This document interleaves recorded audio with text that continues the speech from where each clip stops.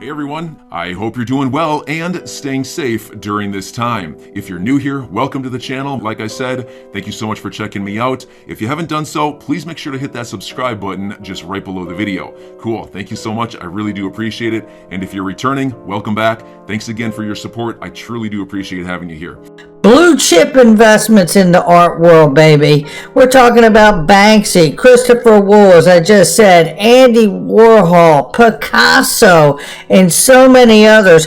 Take a listen right here from Scott Lynn as he tells you about it. I got a link in the top of the description. I'm loving this. This is what some of the richest people in the world invest in to really get the returns and the safe investment on their money. Now, there's risk with everything, right? But listen to what he's got to say about what's going on here with Masterworks.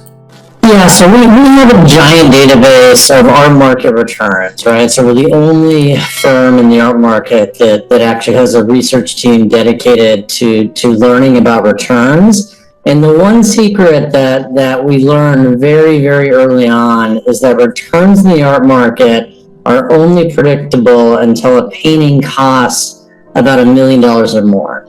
So anything less than $1 million in the art market, I wouldn't say it's akin to a lottery ticket, but you're definitely taking a lot of risk. So we tend to focus on that very high-end segment of the art market that has much more predictable returns. All right, so how does Masterworks make money? We make money very similar to private equity funds. So our management fees are 1.5% per year, plus 20% of the profit when a painting sells. We tell people to think of these as 3 to 10 year illiquid investments. Expect to hold the investment for a long time. We do have a secondary market now, so people are trading shares in these paintings, just like you would trade shares in a company. But in general, they're longer term investments. Do the shares go up with the appreciation, say, of another painting that's not in your portfolio?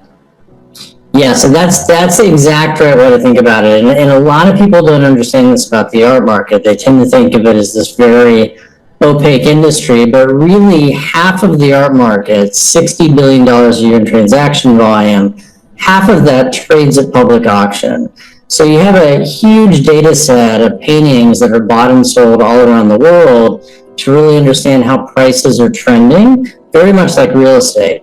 So comparable in our market would be, a similar Picasso that's selling that then informs the value of the current investment the investor has. All right, so Well, let me tell you something. This is, first of all, a very liquid market, $60 billion market. And just the way he equated it to a similar painting of Picasso selling for a certain, really kind of touches to the comparable of what the artwork may be that's held within Masterworks. I tell you something, and they also have a secondary market that you can trade these between the security token holders, and it's $20 a token to participate in this thing. I tell you something, I see nothing but huge upside, and I'm very excited. I am a huge art guy. Look, I'm a musician, songwriter, producer anyway, so art is very big to me in my world. So this is a hell of an opportunity, and save room for me on those Andy Warhols, because I'm going to be getting in hard on those in the next month or two. There it is. But that's security tokens and the offerings happening in the art world. Now take a look at this here. Disney is looking to hire NFT experts. Look at where the world is going, whether we're talking about art or Disney and the experience with NFTs, or whether we're talking about Ferrari has set up a department focusing on digital services that are exploring opportunities with the virtual reality gaming and social media world. We're talking about the metaverse. This channel, and I've said it before, and I'm going to remind you again, these are areas of opportunity for investment that I am extremely excited about. We are going to see the Ripple XRP business through to the end, till we get our clarity, till we see everything begin to have that mass adoption moment.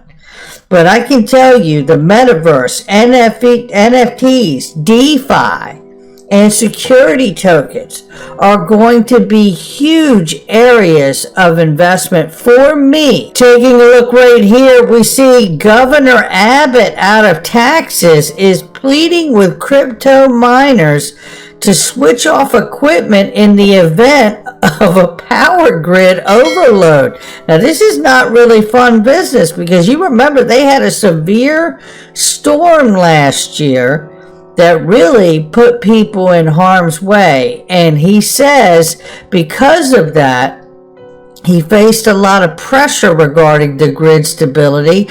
And now, knowing there's so many miners in Texas, Abbott's Bitcoin aspirations may land him in a defeat. Imagine this. Bitcoin and mining may end up playing a major role in Texas in who becomes governor. I tell you, this renewable, solar, wind, all this renewable energy sources really needs to be explored heavily, not just because of elections, but because of sustainable energy. Well, that didn't take long. Petition to reduce 30% crypto tax in India garners over 15,000 signatures in 3 hours to say, oh, hell no. That's what we got going on there, right? And look, I tell you, India's investors are walking around like they got tax in their shoes, getting hit with 30% tax on crypto.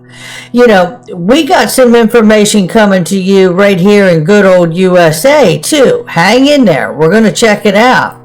But take a look at this. Make no mistake, when the White House says crypto is a matter of national security, this here and Arizona looking to make Bitcoin legal tender will be some of the examples they point to. They won't allow crypto to get out of their purview.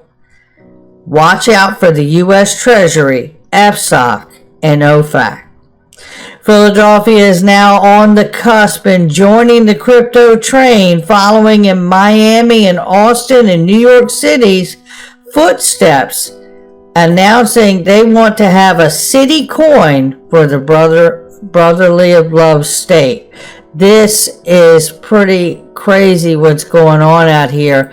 Something will be coming, and this will be a catalyst. Now, here's something that's really crazy. It's XRP FUD. Now, we used to see tons and tons of this back in the day, but I want you to listen to these two gentlemen here talk about what XRP is going to do, and then I'm going to show you some information. And listen, we're investing in this market. You're hearing my voice. You're a speculator in this market. We're prospectors, just like prospectors for gold. And the reality here is anything can go to zero, but I don't think that it is. But listen to them tell you it is. Bitcoin is going to $10 million per coin, and XRP is going to approximately zero. Oh no, come on, really? Zero. No, there's gotta be some value for XRP. Zero. A whole zero? A whole approximate zero. Not even 0.0000001? If anything, it's gonna go below zero. You're gonna have to pay to get rid of your XRP. Well, you heard it here first. Get rid of XRP now before you have to pay to get rid of it. Thumbs up. Yeah, okay, laugh all you want. Check this out. This is what they're looking for at Ripple. Ripple is expanding its global AML and sanctions team. and seeks to hire experienced head of anti-money laundering and sanctions compliance in its UK office. This role will be focused on building on managing Ripple's UK AML sanctions program and operationalizing Ripple's UK-based crypto business activities. Yeah, I'm sure it's just going to zero. By the way, Susan Friedman from Ripple is on the Digital Pound Foundation. Make sure you do your own research. This is what we're talking about. Now let me run some more up your flagpole right here. This is a reminder. We covered this over the last 2 days, but just very quick to touch on this FUD that's out here. Don't let it shake you. Or maybe you do. But Ripple's partner, Modular, is offering payment services to Swift, SEPA, Bax, Chaps. You get it. And a direct connection to the Bank of England. Right here, says Ripple Cindy Young, the head of RippleNet in Europe. Yeah, I don't know that it's going to zero, ladies and gentlemen, especially when you think about the fact that Craig Phillips from the U.S. Treasury is on the board at Ripple. All of this speaks to why would someone from the Treasury come here to have their career tarnished? Why would Sandy O'Connor come here to have their career tarnished? Why would the 43rd Treasurer from the U.S. Treasury Department come here to have her career tarnished? More importantly, why is it so important for Ripple board members to have Treasury experience? And I give you my speculation right now. It's because XRP is going to be revered as money or a stable coin or some kind of bond designation. And let's go over that really quickly so there's no confusion. We have been forced to speculate on many different outcomes on how XRP could be designated. All of the outcomes that we have taken a look at on this channel have been for the specific and sole purpose of understanding how, no matter how it gets classified, it is able to operate at its full scale intended use. Make no mistake about the fact that I consider, in my mind, XRP as a currency. And if they want it to be a stable coin, I'm fine with that too. Because I do ultimately believe there will at some point be a price set. Because if you can't provide an asset for the banking system to use that is more reliable than the options of choice for settlement and collateral at this point, then why have it? That has always been my stance and the reason I started my channel. But because we have people like Gary Gensler coming to the SEC, who really have turned a 180 from what they taught at MIT, we see that Gary Gensler has sees himself as a hammer now that he is the SEC chair, and by default, he sees all tokens, at least the majority of them, as a nail. And that means he would like to see 99, if not 100% of this space be in fact digital asset securities. So we have to follow this closely. But let's take a look here. We do get some upside in all of this, and the upside is we've just seen a huge precedent in a court case with the IRS saying it will not tax unsold staked crypto. Take a look here.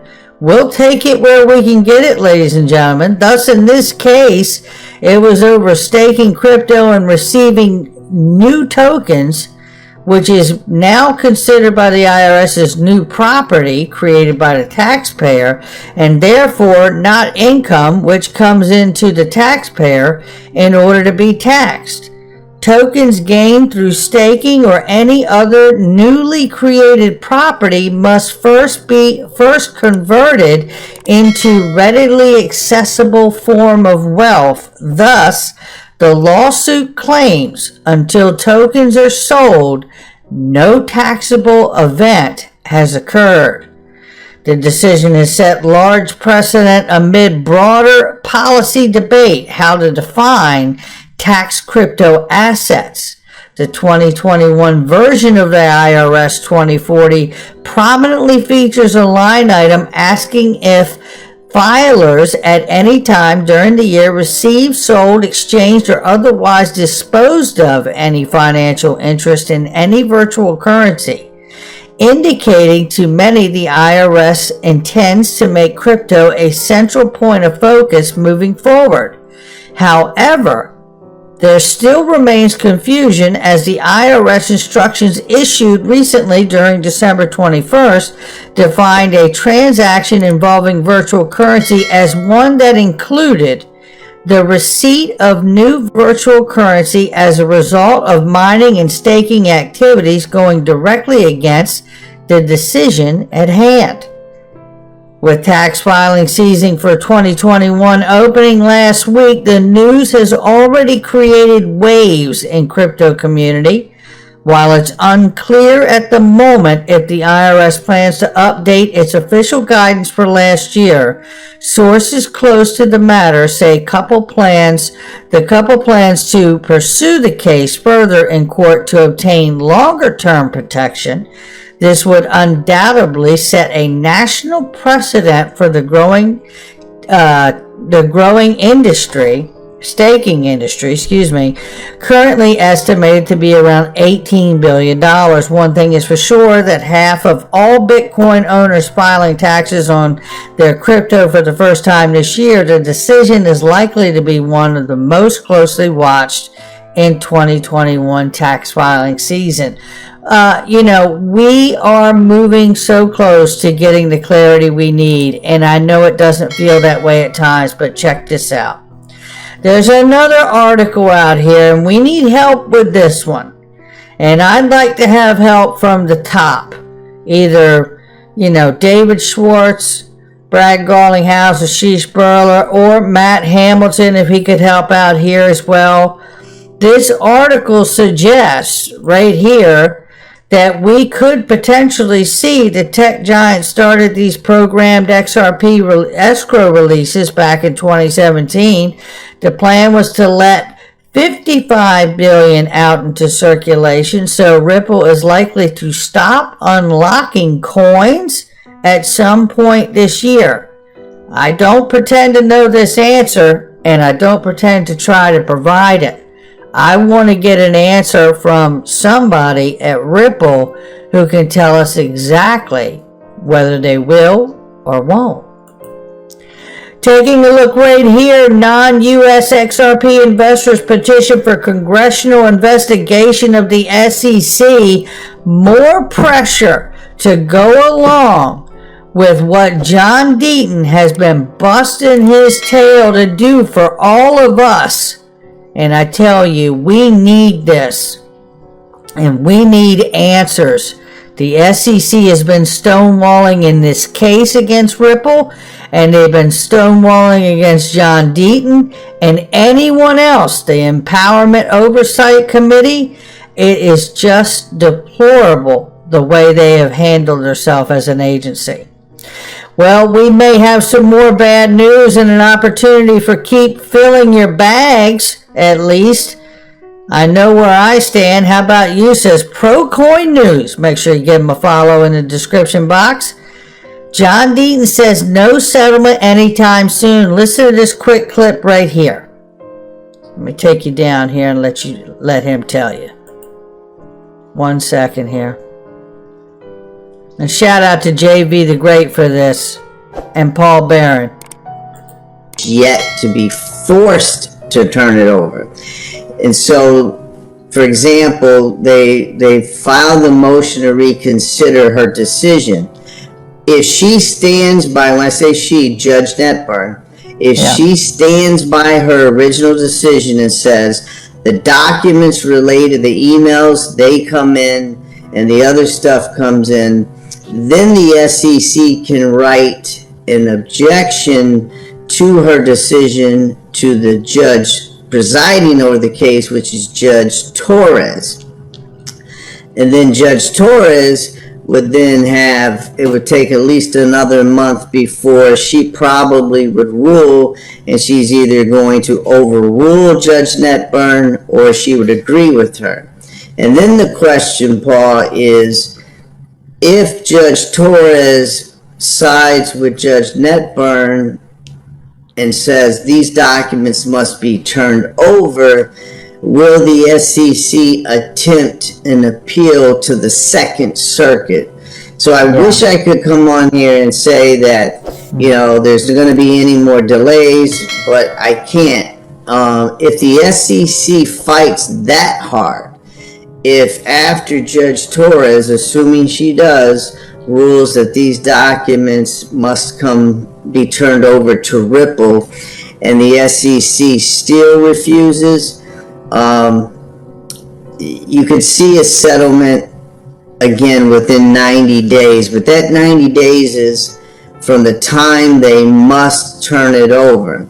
Right. If the judge, and the way this would happen is the judge would say, you have 30 days to turn over the documents, and if you don't, then the case will be dismissed. That's what I think you were looking for. A lot of people are asking, well, what's the mechanism of when would the judge throw this out? If the SEC refuses to comply with her orders, she could dismiss the case with prejudice against the SEC. And there you have it. So we have to pay very close attention to what's happening here, ladies and gentlemen. Thank you to John Deaton and Paul Barron for a great interview there.